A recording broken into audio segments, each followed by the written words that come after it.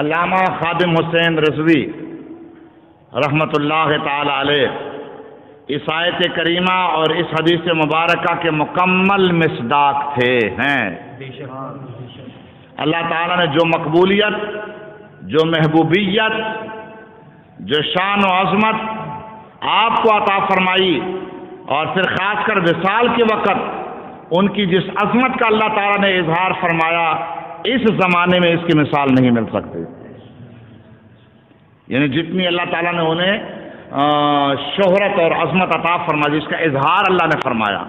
اللہ کے محبوب بندے بہت سارے ہیں، گزرے بھی ہیں، اب بھی دنیا میں ہیں، لیکن میں اظہار کی بات کر رہا ہوں۔ جو مقبولیت اور اظہار شرف اللہ نے انہیں عطا فرمایا، اس زمانے میں مثال نہیں ملتی ہے۔ تو یقیناً یہ ہمارے لیے قابل فخر ہے۔ یہ اہل سنت و جماعت بالعموم دین اسلام اور بالخصوص اہل سنت و جماعت کی حقانیت اور صداقت کی ٹھوس دلیل ہے۔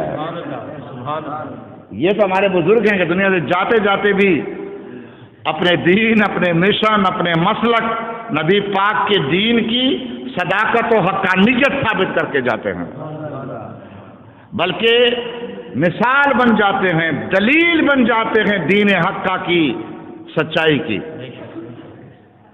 یہ ہمارے بزرگ ہیں۔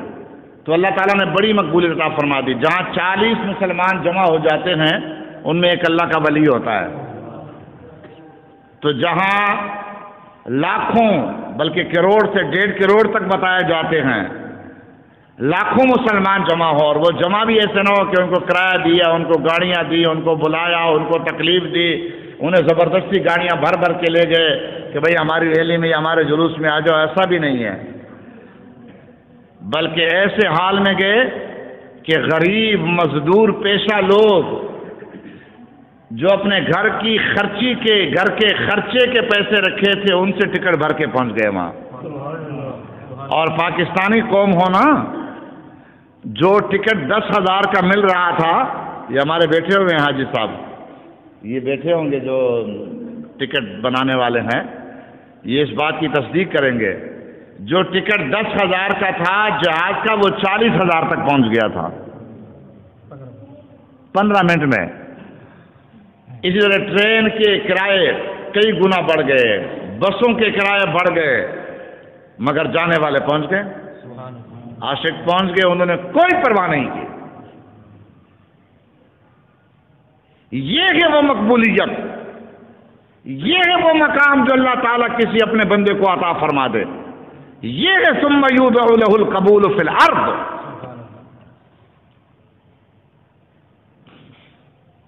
وہ ایک جاہل پلمبر ہے جیل میں، ہاں، اس کا میں وہ سن رہا تھا کچھ گفتگو، تو کہتا ہے کہ نہیں، لوگوں کا جمع ہونا، جنازوں کا بڑا ہونا، یہ کوئی حقانیت کی دلیل نہیں ہے، یہ کوئی سچائی کی دلیل نہیں ہے، یہ امام احمد بن حنبل کا قول تو ہے لیکن کوئی حدیث تو نہیں ہے۔ ہاں، میں نے کہا ہمارے لیے تو ہمارے بابے امام احمد بن حنبل جیسے بزرگ کا قول یقیناً حجت ہے۔ تیرے لیے ہو یا نہ ہو، ہمارے لیے تو حجت ہے۔ یہ حدیث تو نہیں ہے، لیکن خدا کی قسم یہ احادیث مبارکہ سے مستفاد ضرور ہے۔ یہ میں نے حدیث نہیں سنائی ثم یوضع لہ القبول فی الارض، کہ اللہ تعالیٰ زمین والوں کے دلوں میں اس کی مقبولیت پیدا فرما دیتا ہے۔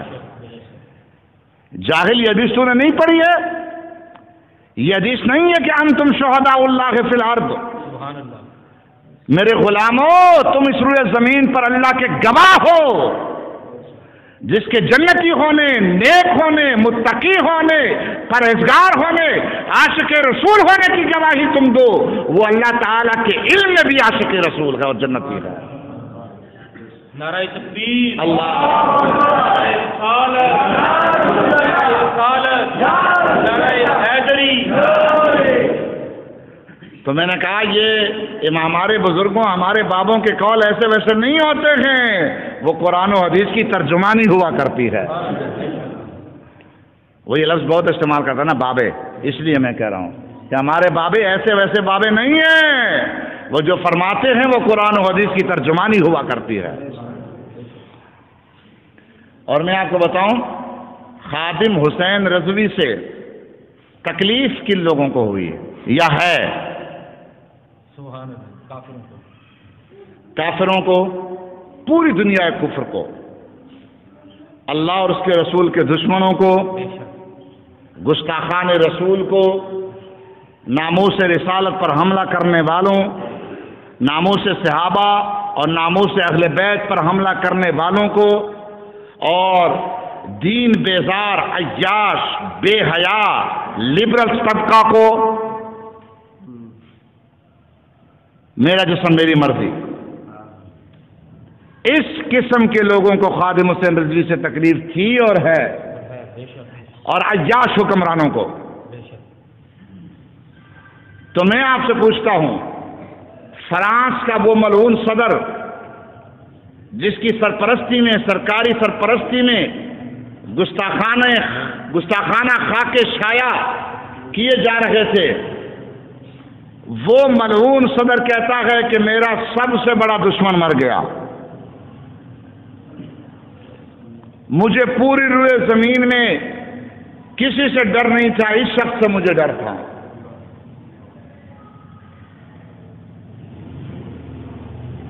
تو فرانس کا وہ ملعون دشمن خدا و رسول یہ کہتا ہے۔ تو میں آپ سے پوچھتا ہوں، آپ ایمان سے بتائیں کہ یہ ان کے مقبول ہونے کی دلیل ہے یا نہیں ہے؟ یہ ان کے محبوب خدا ہونے کی دلیل ہے یا نہیں ہے؟ جس سے دشمنان خدا و رسول آج بھی ان کے نام سے کانپ رہے ہیں۔ خادم حسین رضوی سے اگر تکلیف تھی یا ہے تو منکرین ختم نبوت کو، قادیانیوں اور ان کے حامیوں کو ہے۔ خادم حسین رضوی سے اگر تکلیف تھی اور ہے تو خوارج کو ہے، روافض کو ہے، صحابہ و اہل بیت کے دشمنوں کو ہے، اولیاء کرام کے دشمنوں کو ہے، حضور غوث اعظم کے دشمنوں کو ہے۔ اور ہاں خادم حسین رضوی سے اگر تکلیف ہے تو پاکستان کے دشمنوں کو ہے۔ ہمارا پڑوسی ملک ہندوستان، اس کا مکار اور کافر میڈیا، دجالی میڈیا شادیانے بجا رہا تھا خوشیوں کے، اور کہتے ہیں بہت بڑا دہشت گرد گیا دنیا سے، اور بہت بڑا انتہا پسند گیا، اور یہ خطرے کا بڑا نشان تھا۔ لیکن دیکھو تو صحیح، یہ لاکھوں لوگ جمع ہو رہے ہیں، اتنے خادم حسین رضوی بن گئے، ہم کیا کریں گے؟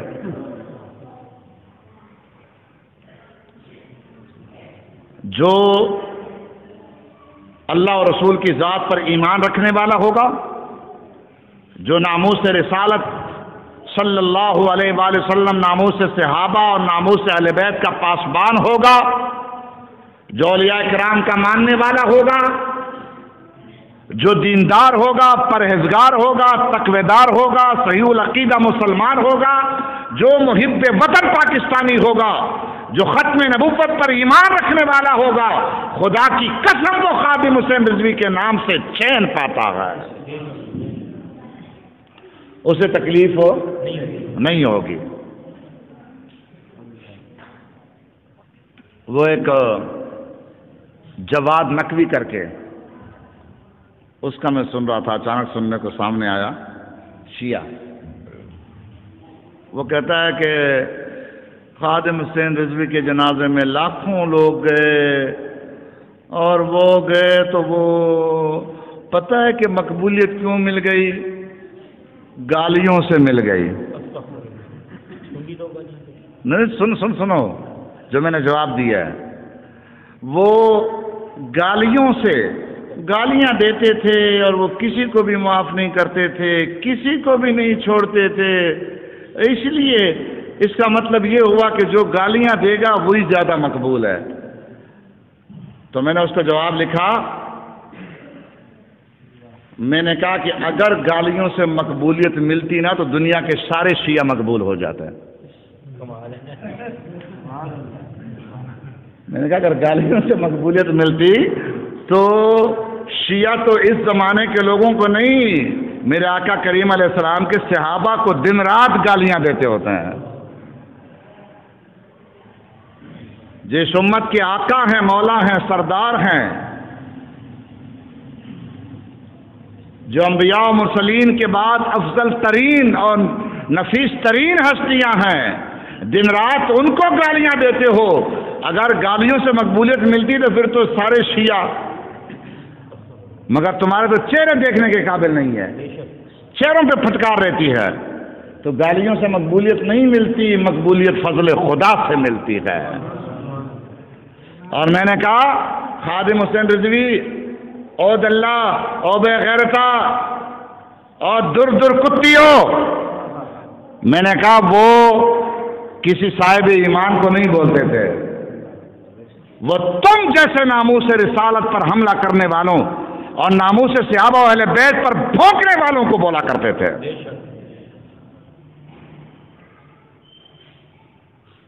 اور یہ تو ایمان ہے.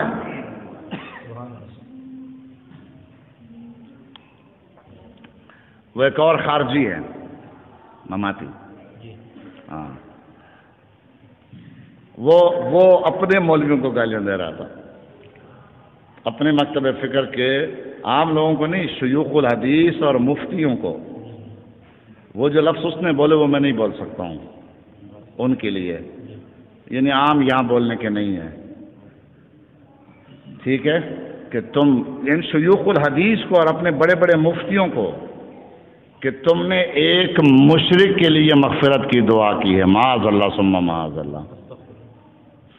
وہ تو مشرک تھا، معاذ اللہ سے. خادم حسین، علامہ خادم حسین رضوی رحمۃ اللہ تعالیٰ علیہ، امیر المجاہدین رحمہ اللہ تعالیٰ کے لیے وہ کہہ رہا تھا تم نے مشرک کی مغفرت کی دعا کی ہے.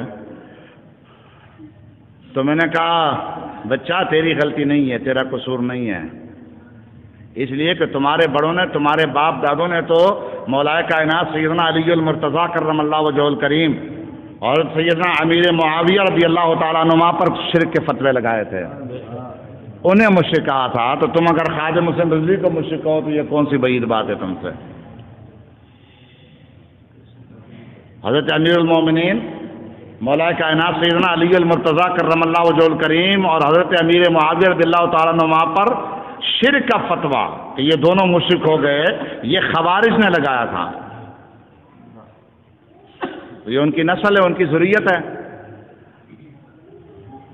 انہوں نے حسین کے بابا پر شرک کا فتویٰ لگایا تھا، یہ حسین کے خادم پر لگا رہے ہیں. ظاہر ہے وہاں تک تو ان کی پہنچ نہیں ہے، وہاں تک تو پہنچ نہیں ہے، لیکن وہ گندی سنت تو ادا کرنی ہے نا، وہ عادت تو ادا پوری کرنی ہے انہوں نے، تو خادم حسین پہ لگانا شروع کر دیا. نہ حسین کے بابا کی شان میں کوئی کمی آئی ان کے فتووں سے، وہ خود جہنم رسید ہوئے، اور نہ تمہارے فتووں سے انشاءاللہ خادم حسین کی عظمت میں کوئی کمی آئے گی، نہ دنیا والوں کے اہل ایمان کے دلوں سے ان کی عظمت نکلے گی، تم خود جہنم رسید ہو گئے. اللہ تعالی ہمیں ان بزرگوں کے نقش قدم پر چلنے کی توفیق عطا فرمائے. جو مشن وہ چھوڑ کے گئے ہیں اللہ تعالی ہمیں اسی پر قائم و دائم رہنے کی توفیق عطا فرمائے. اللہ تعالی آپ کی اور میری حاضری کو قبول فرمائے. وآخر دعوانا الحمدللہ.